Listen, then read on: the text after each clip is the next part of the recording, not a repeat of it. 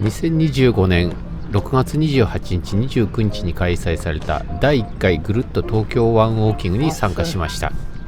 お疲れ様です。ぐるっと東京湾ウォーキングは木更津にある金田さざ波公園をスタートして 24km 地点の八幡公園、はい、48km 地点の海浜公園、64km 地点セブンイレブン湾岸浦安インターに到着します。その後 76km 地点の豊洲公園、93km 地点の東高知屋防災公園に到着します。ゴールの東扇島東公園に到着して終了となります。では早速振り返ってみましょう。千葉駅を出発します。今回は木更津アウトレットの近くなので袖ヶ浦駅を降りて木更津アウトレットに向かいます。改札を出て北口のバス乗り場に向かいます。ちょうどバスが来ていましたが天気がいいので歩いていくことにしました。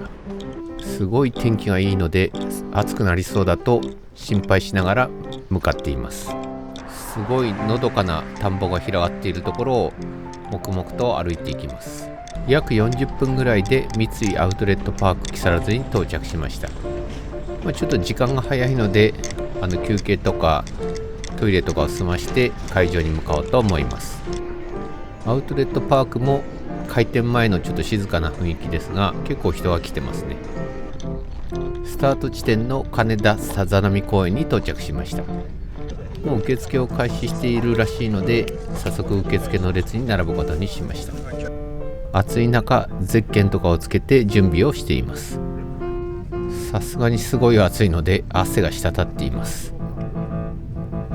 ごそごそと準備をしています。近所にお住まいの100キロウォーキングでよく会う方にも出会えたんですけれども、今回もちょっとちょうど会ってる時にビデオが止まってたんで動画はありません。ではスタートです。10、9、8、7、6、5、4、3、2、1、スタート。皆さん、会場準備です。残り環境です。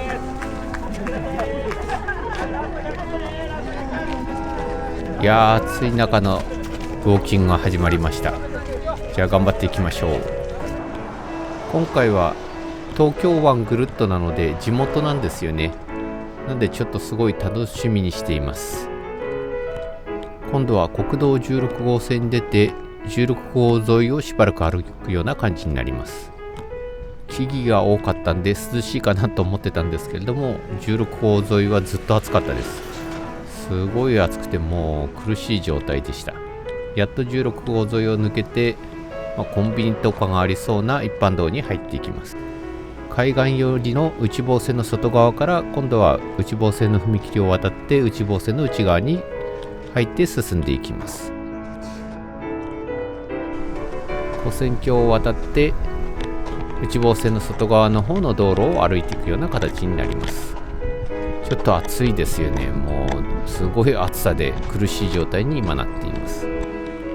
辰巳台から八幡の方につながる平成通りに到着しました。この道路は学生の時この辺に住んでたのでよく使っていた道となります。ちょっと懐かしいですね。凍った飲み物を買いながら熱中症対策をして進んでいきます。エイド1の 24km 地点八幡公園に到着しました。暑いですね。もう太陽がガンガンです。飲み物とおにぎりとお菓子をいただきました。早速ちょっと暑いので休憩します。ちょっとさすがに暑いのでコンビニ寄りながら行こうとこの時は思いました。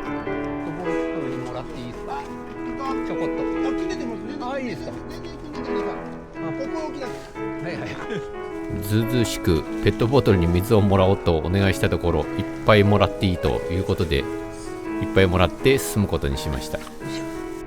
内房線がやってきました。この電車に乗っていけば川崎まであっという間ですよねと思いながら踏切で待っています。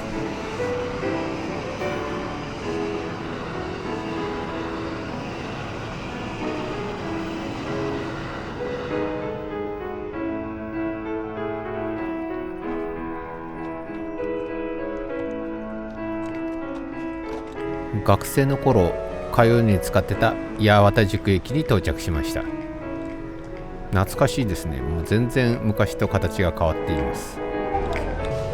早速コンビニのイートインスペースを借りて休憩しています。やっぱすごい暑いですね。これはもう休憩するしかないです。やっと蘇我を越えて福田電子アリーナの近くにやってきました。横目に有尾蘇我を見ながら暑い中進んでいきます。ちょっとこれ以上暑くなったら休憩していこうかなと思ったんですけれども、ちょうど日陰だったので進んでいるような感じです。自宅の近所の千葉港駅の近くを歩いています。ちょうど夕日が綺麗な状態になっています。アクアリング千葉の空き地のところで何かヘリコプターの練習をやってるみたいです。なんかすごい騒がしかったのでとてもびっくりしました。とうとうすっかり真っ暗になってしまいましたが、幕張に続く美浜大橋を渡っています。幕張温泉湯楽の里の近くを通り過ぎていきます。ZOZO マリンスタジオの近くを通り過ぎていきます。なんかイベントがあったみたいでいっぱい人が出てきています。やっとエイド2がある曲がり角に到着しました。結構真っ暗ですね。もうお疲れ様です。はい。エイド2の 48km 地点海浜公園に到着しました。いいですか。飲み物と豆腐そうめんをいただきました。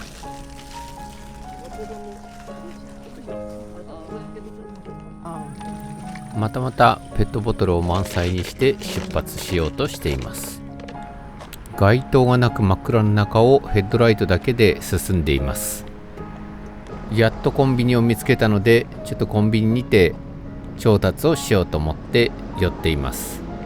氷の飲み物は重要ですね。南船橋駅の近くにやってきました。あ、この道に出るんだと思いながら歩いています。南船橋駅の近くに到着しました。確かララポートサテライトだったかなっていう商業施設が、高校と電気を灯してまだ営業しています。海老川を渡って二俣新町の方に向かって歩いていきます。暑いのと凍った飲み物を調達するためにちょっとルートを外れて二俣新町駅のコンビニに寄っています。高野ジャンクションを通っています。さすがにこの夜中にすれ違う人はいませんね。市川大橋を渡っていきます。江戸川を越えることになります。エイド3 64km 地点のセブンイレブン湾岸浦安インターに到着しました。夜でしたがすごい暑かったのでゆっくりめに休憩をしています。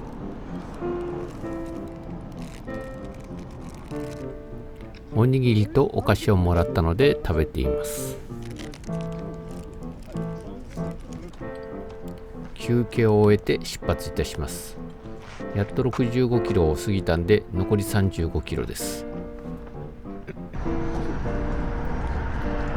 舞浜大橋を渡って東京の方に入っていきます。この辺は橋が多いですが、荒川河口橋を渡って新木場の方に向かっていきます。新木場にある夢の島公園でしばし休憩をしています。休憩といっても信号待ちですけれども、かなり高いところに京葉線の高架線を見ながら曙橋を渡っていきます。辰巳の森緑道公園を豊洲に向かって進んでいきます。豊洲ぐるり公園に到着しました。エイド4 76km 地点の豊洲公園に到着しました。ツナマヨのパンと飲み物とお菓子をいただいて休憩しています。そろそろ明るくなってくるような時間になってきました。築地大橋を渡りきるとすっかり明るくなっていました。ふと後ろを見てみると日の出がすごい美しい状態でした。浜離宮恩賜公園を通過します。またさすがにこの辺は誰もいませんね。日の出桟橋の近くの新日の出橋を通過します。朝早く歩くのはすがしくていいですよね。とうとう品川駅の近くまでやってきました。東京モノレールと新幹線の回送、今度できる羽田アクセス線の交差地点にやってきました。結構ちょっと迫力がありますよね。しばらくモノレール沿いを歩いていましたが、とうとう東京モノレールが通るところを見ることができました。朝になりイートインが使えるようになったので、コンビニで休憩をしてみました。夜中はイートインが使えなかったので、座って休憩できるのはすごいいいですよね。エイド湖 93km 東高地屋防災公園に到着しました。エイド湖が最後の休憩地点になりますと。93キロ地点ということなんですけれども、スマートウォッチで見るともう96キロ歩いているので、若干ちょっと間延びしているような感じになっています。最後の方で休憩しすぎると歩けなくなっちゃうので、ちょうど椅子があったんで椅子で休憩を取ることにしました。ぐるっと東京湾ウォーキングの目玉である川崎港海底トンネルに入っていきます。まずは川崎側からの入り口に入っていきます。回転トンネルに自動ドアから入っていきます。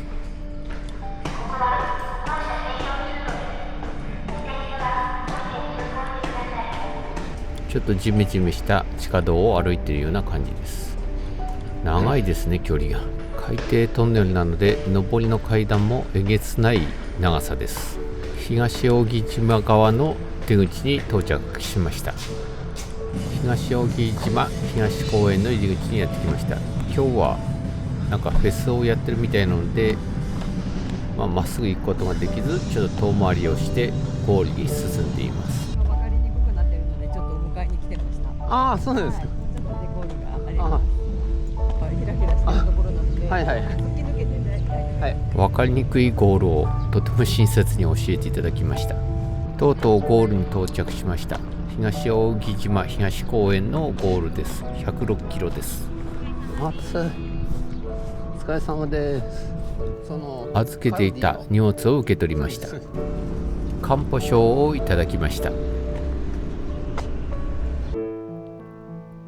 今回は東京エクストリームウォーク2025の春大会が終わった後、インターネットを見ていたら東京エクストリームウォーク以外に100キロウォーキングがあるということが分かって、さらに今回第1回ということで東京湾の一周ですね、木更津から川崎のぐるっと回るというウォーキングが第1回ということであったので申し込みました。生まれが千葉の市原なので、ほぼ地元の知っていた道を歩いているような感じで進むことができました。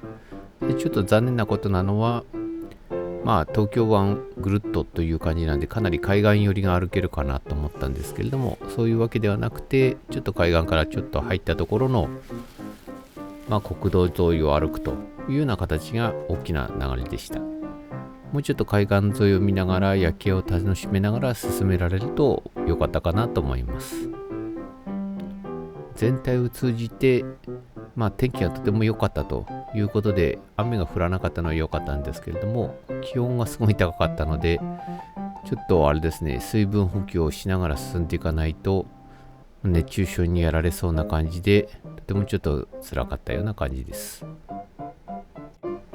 しかし歩いてる時は辛かったんですけれども、最後歩き切るっていう達成感はとても得ることができましたので、また機会があれば参加したいと思います。